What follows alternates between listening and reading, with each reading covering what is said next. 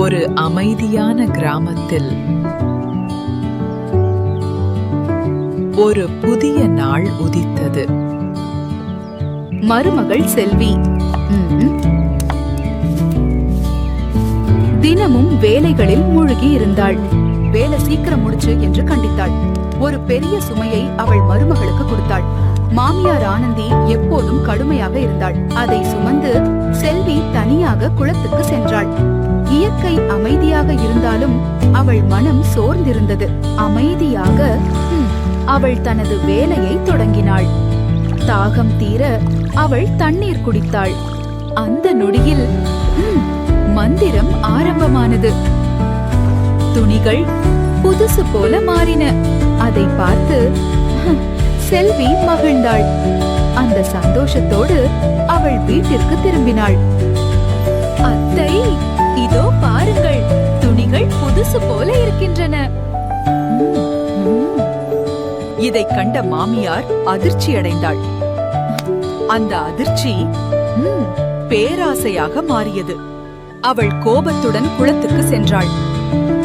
அன்பில்லாமல் அவள் துணிகளை கழுவினாள். மந்திர குளம் கோபமடைந்து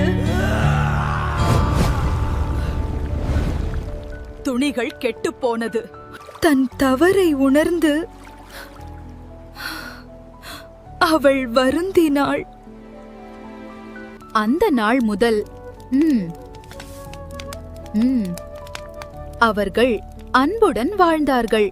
கதையின் நீதி: அன்பு இருந்தால் வாழ்க்கையே மந்திரமாக மாறும்.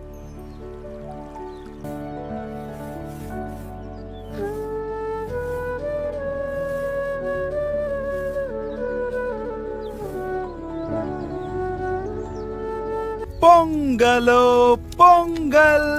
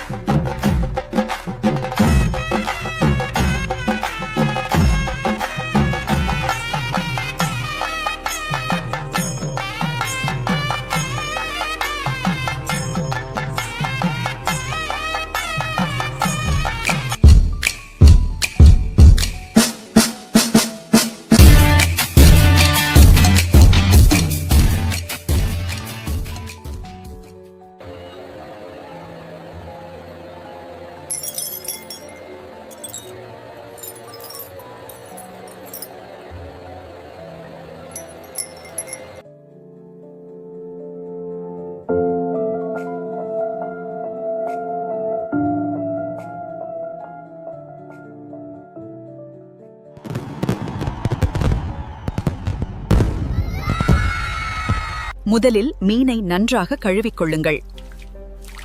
மஞ்சள் தூள் மற்றும் உப்பு சேர்த்து வாசனை போக சுத்தம் செய்யவும். இப்போது மிளகாய்த்தூள், மஞ்சள் தூள், மிளகு, இஞ்சி பூண்டு விழுது, எலுமிச்சை சாறு மற்றும் உப்பு சேர்த்து மசாலா தயாரிக்கவும். இந்த மசாலாவை மீனில் நன்றாக தடவி குறைந்தது 30 நிமிடங்கள் ஊற வைக்கவும். ஒரு வாணலியில் எண்ணெய் ஊற்றி சூடாக்கி கறிவேப்பிலை சேர்த்து வாசனை வரவிடவும். மரினேட் செய்த மீனை மெதுவாக எண்ணெயில் போட்டு மிதமான தீயில் பொரிக்கவும். ஒரு பக்கம் வெந்ததும் திருப்பி இரு பக்கமும் பொன்னிறமாக கிறிஸ்பியாக பொரிக்கவும். சூடாக இருக்கும் சுவையான மீன் பொரியல் தயார். ஒரு பக்கம் வெந்ததும் திருப்பி இரு பக்கமும் பொன்னிறமாக கிறிஸ்பியாக பொரிக்கவும்.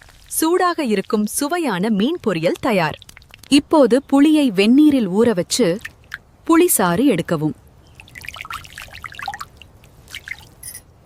தக்காளி நறுக்கி, பூண்டை நசுக்கி, மிளகு மற்றும் சீரகம் தயாராக வைத்துக் கொள்ளுங்கள். புளி நீரில் தக்காளி, மஞ்சள் தூள் மற்றும் உப்பு சேர்த்து கொதிக்க விடவும். அதன் பிறகு பூண்டு, மிளகு, சீரகம் சேர்த்து நன்றாக கொதிக்க விடுங்கள். தித்தவும். இந்த தாளிப்ப ரசத்தில் சேர்த்து நல்ல வாசனை வரும் வர விடவும். கொத்தமல்லி தூவி சூடான ரசம் தயார். சுவையான மீன்